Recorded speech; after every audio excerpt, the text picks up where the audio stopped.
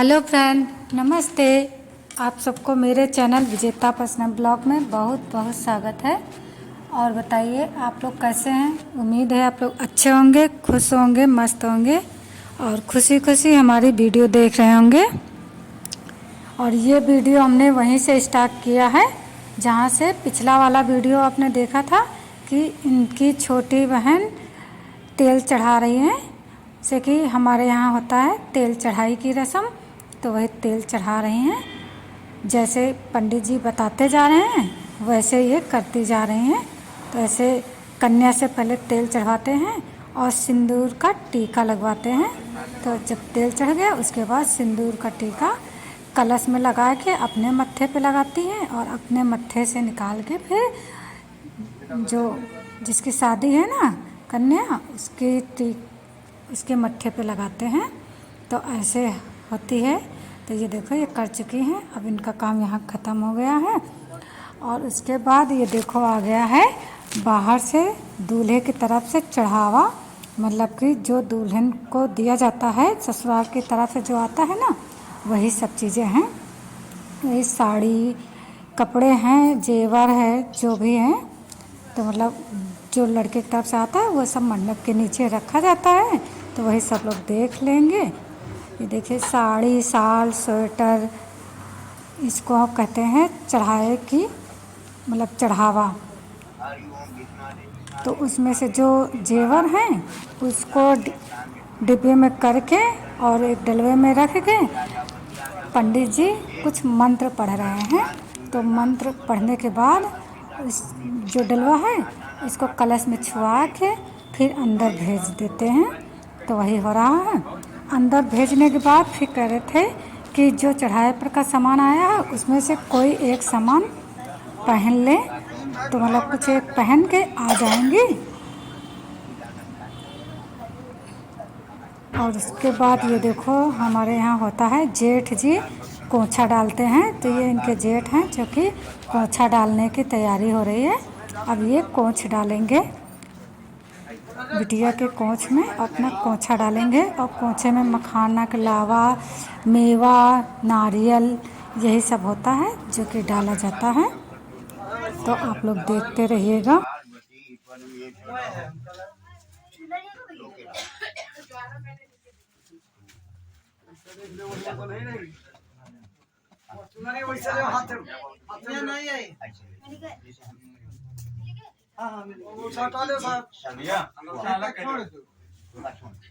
लड़की सर पर छुआओ, यानी 6 बार उठाओ रखो 7वीं बार रखियो।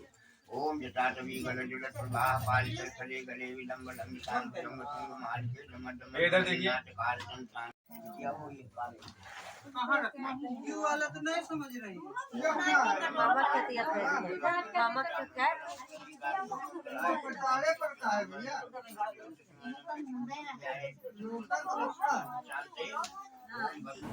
तो दोस्तों अब दोबारा से फिर से साड़ी बदल के आ गए हैं। तो ये जो साड़ी पहने हैं हमारे यहाँ मामा के यहाँ की पहनी जाती है। ये है मामा की, जो मामा घर से आती है ना वो पेरी है। पेरी पहन के शादी होती है। तो वही पहन के आई हैं। और अब इनकी जैसे मम्मी पापा कन्यादान करेंगे। सबसे पहले मम्मी पापा कन्यादान करते हैं, उसके बाद फिर और सब लोग करते रहेंगे। और बहुत सारे लोग कन्यादान के लिए थे, बहुत भीड़ थी। और इतनी भीड़ थी कि हम तो मोबाइल लेके सामने से बना ही नहीं पाए हैं। वहीं इतने लोग बैठे हैं, कितने लोग लेटे हैं। जो जगह आप लोगों को दूर से खाली दिख रही होगी वहाँ लेटे हुए हैं। जगह ही नहीं थी कि कहीं पैर रखने की जगह हो। इतनी भीड़ तो हमने पहली बार देखी है किसी के घर में। तो आप लोग देखिएगा कन्यादान की रस्म, और सबको नहीं दिखा पाए हैं, ठीक है। गौवेदान अमनिति उठी हुई है, कन्यादान नहीं नीति हुई है।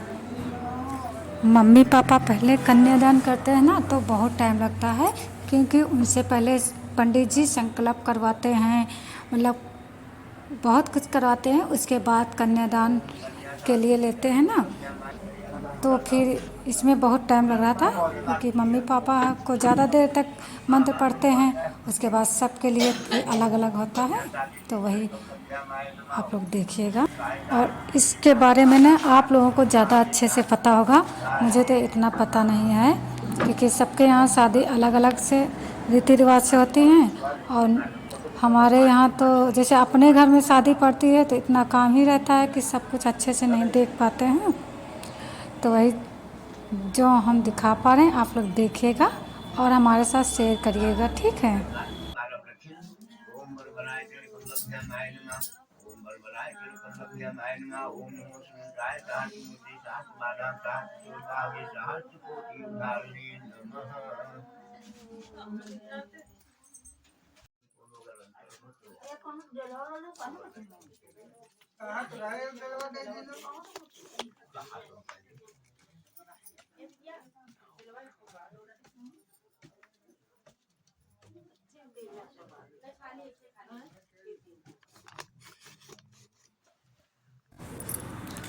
अब ये आ रहा है डलवा, ये जो डलवा आ रहा है ना, इसी में सारा कन्यादान का जो कुछ निकलेगा, मतलब जो लोग पैर पूजेंगे सब इसी में रखा जाएगा, इसलिए आया है।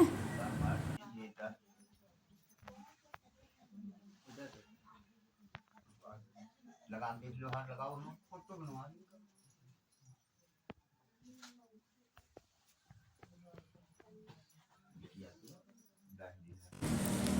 जो कुछ नाने से जो गयो रे अम्मा, आज करो कन्यादान नारी, आज करो कन्यादान।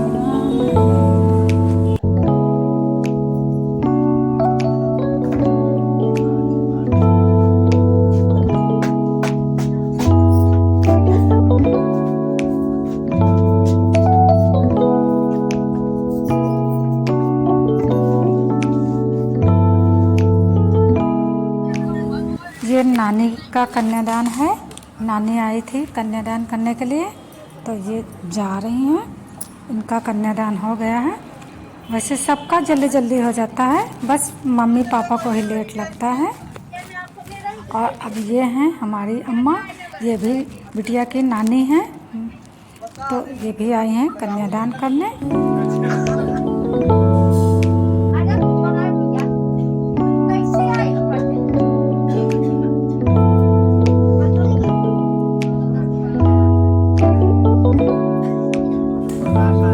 और कन्यादान ना कोई पैसे से कन्यादान करता है, कोई सोना या चांदी से कुछ भी, जैसे बिछिया ले लिया, कील ले लिया, नाक की नथ ले लिया, पैसे से भी कर देते हैं। कोई कोई तो बाल्टी लेके आया था, बाल्टी से कर देते हैं, बर्तन से भी कर देते हैं। हमारे यहाँ ऐसे कन्यादान होता है, मतलब बस जो सामान जिसके पास है उसी से कन्यादान कर देते हैं। कोई कोई 5 बर्तन से कर देता है, तो ऐसे होता है। और आप लोग बताइएगा कि आप लोगों के यहाँ कैसे होता है कन्यादान।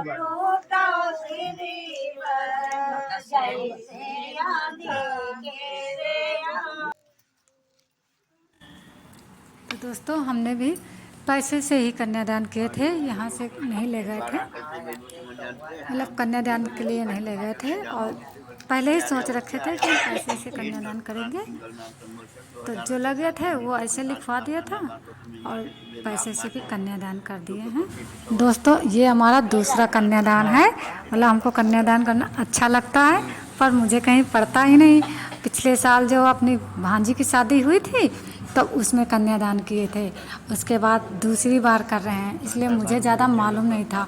और उनकी शादी जब हुई थी गेस्ट हाउस में हुई थी, वहाँ कोई गाना गाने वाला भी नहीं था, ज़्यादा कुछ था ही नहीं, बस पंडित जी जैसे कहते जा रहे हैं वैसे होता जा रहा था।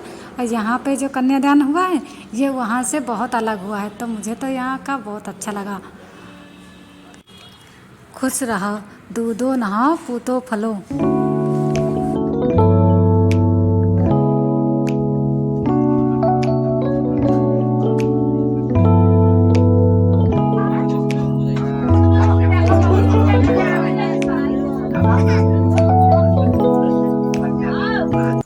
दोस्तों, जब मैंने अपना कन्यादान हो गया तो फिर हम चले गए थे अंदर लेटने के लिए, क्योंकि पूरी रात जगे थे। 5 बजे मेरा नंबर आया था तो चले गए थे लेटे, बहुत थक गए थे, सोए नहीं थे पर लेट गए थे। और ना मुझसे बहुत गलती हो गई कि लेट गए और हमारा बिल्कुल उठने का मन नहीं हुआ। तो फिर विवाह हो गया है और भंवरी भी हो गई थी और हम उठ के नहीं आ पाए, भंवरी का वीडियो ही नहीं ले पाए।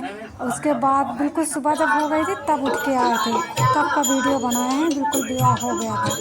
उसके बाद ये आते हैं ना शादी में किन्नर लोग, तो वही लोग आए थे तो छत पे हम थे तो छत से वीडियो बना लिए हैं। सुबह तैयार हो गए हैं और अब होगी विदाई की तैयारी, तो आप लोग विदाई देखिएगा, ठीक है।